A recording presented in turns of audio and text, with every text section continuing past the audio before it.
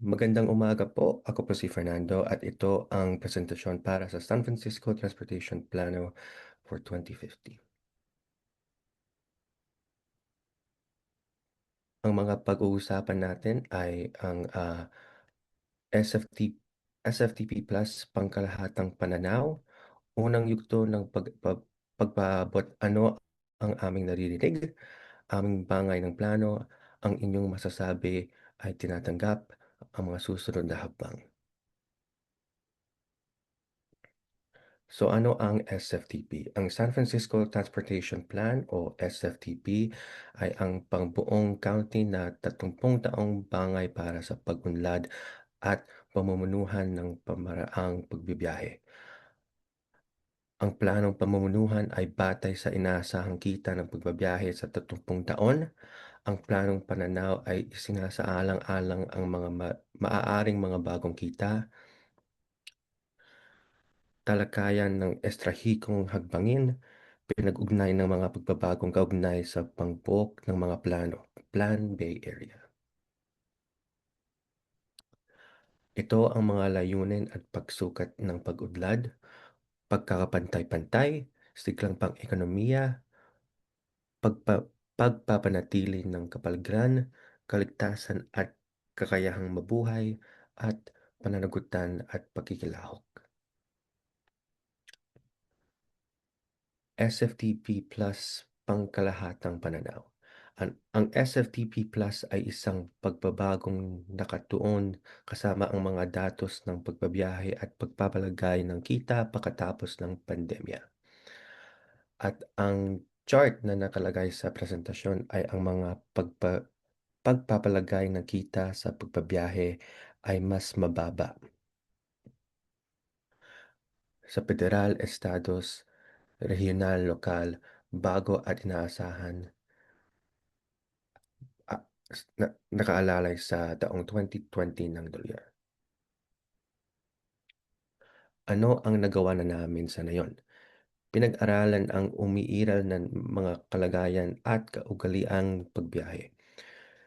Binagong, binagong mga pagtatay sa paglaki, pagpapalagay ng kung ano ang maaaring kalalabasan sa 2050 kung hindi tayo mamuhunan.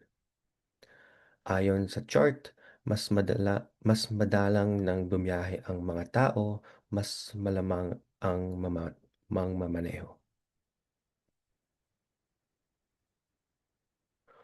Ang unang yugto ng pagpapaabot, ano ang ating narinig? Kami ay nagdaos ng 2 anyong tunay na mga bulwagang bayan ng pagpupulong.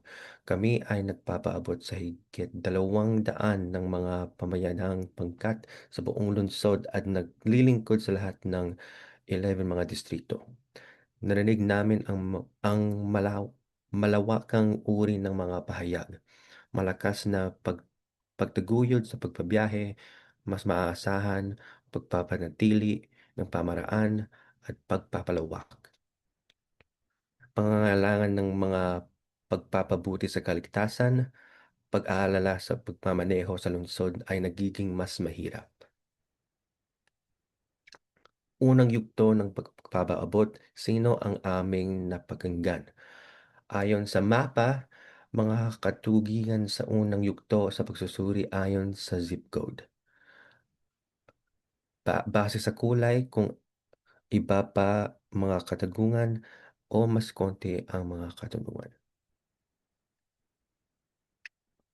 Unang tanong, sang-ayon na dapat unahin ang pagpapalakad ng pagbabiyahe at kalagayan ng magandang pagkukumpuni.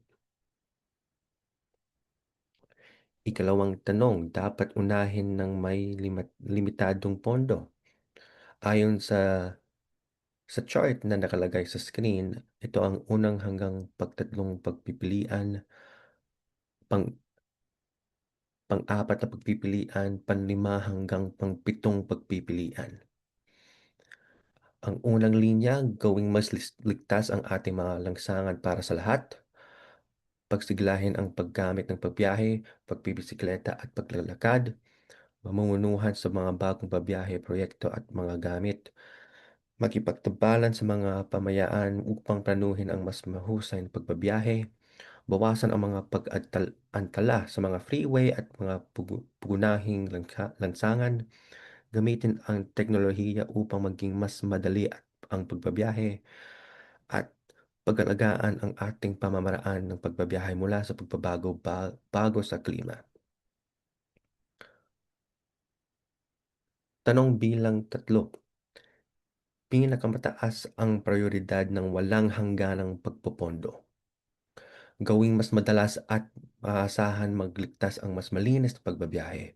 Gawing mas ligtas ang mga kalsada para sa lahat. Paghusayin ang panggeta ng mga kalsada, mga panghugyat ng pagtanta ng trapiko.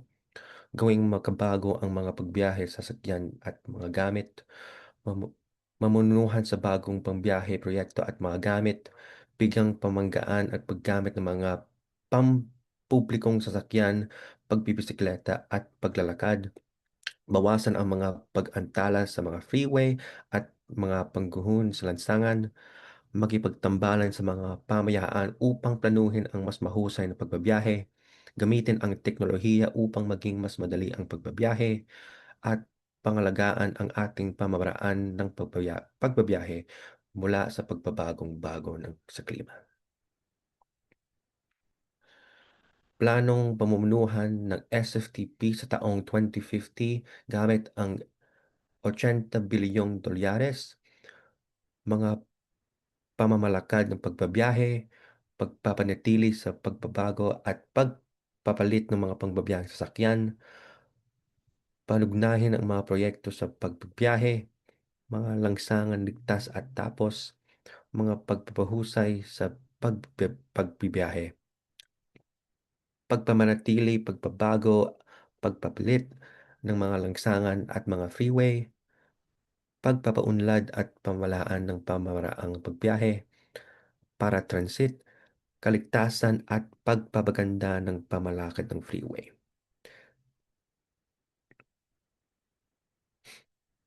Ito po ang naglarawang plano ng pamunuan ng SFTP sa taong 2050 gamit ang 69 bilyong dolyar. Mga pamamalakad ng pagbiyahe, pagpapanatili, pagbabago at pagpilit ng pangbiyahe sa sakyan, panag pahugnaying mga proyekto sa pagbibiyahe, mga lansangan ligtas at tapos, mga pagpapahusay sa pagbiyahe, pagpapanatili, pagbabago at pagpapalit ng mga lansangan at mga freeway, pagpapaunlad at pamamalaang ng pamamaraan ng pagbiyahe para transit at ang kaligtasan at pagpapaganda ng pagpamamalakad ng freeway.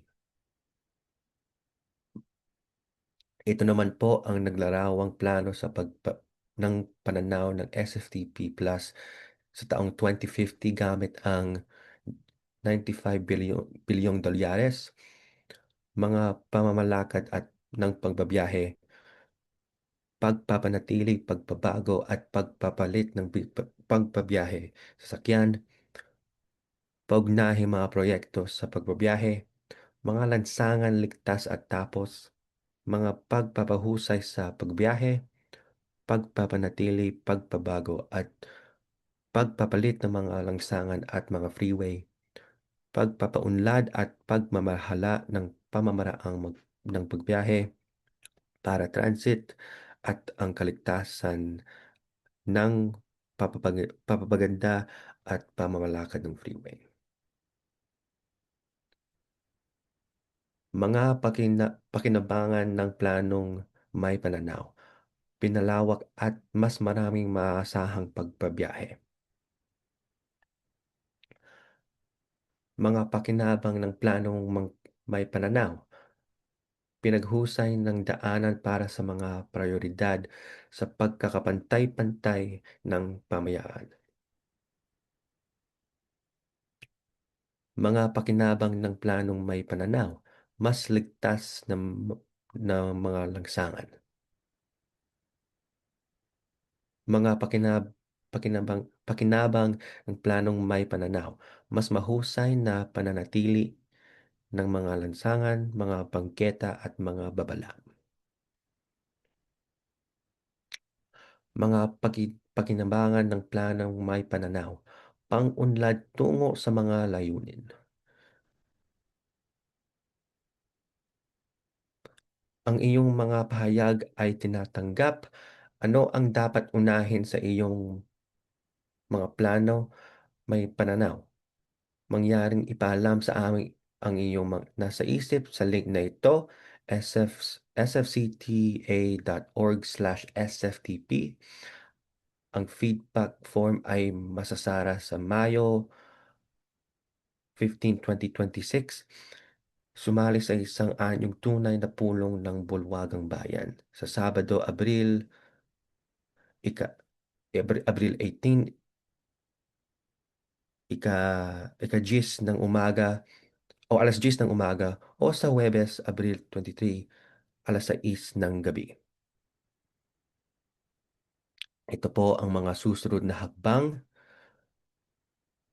Ang Tagsibol 2026, ikalawang yugto ng pagpapaabot.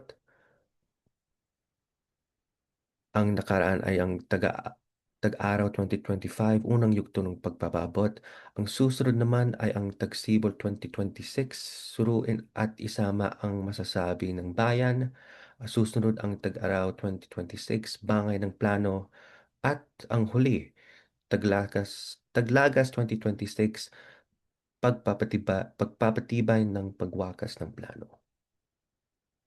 Marami pong salamat at kung kayo ay may mga tanong, i-click lamang po ang link sfcta.org/sftp o mag-email sa amin sa sftp@sfcta.org. Maraming salamat po.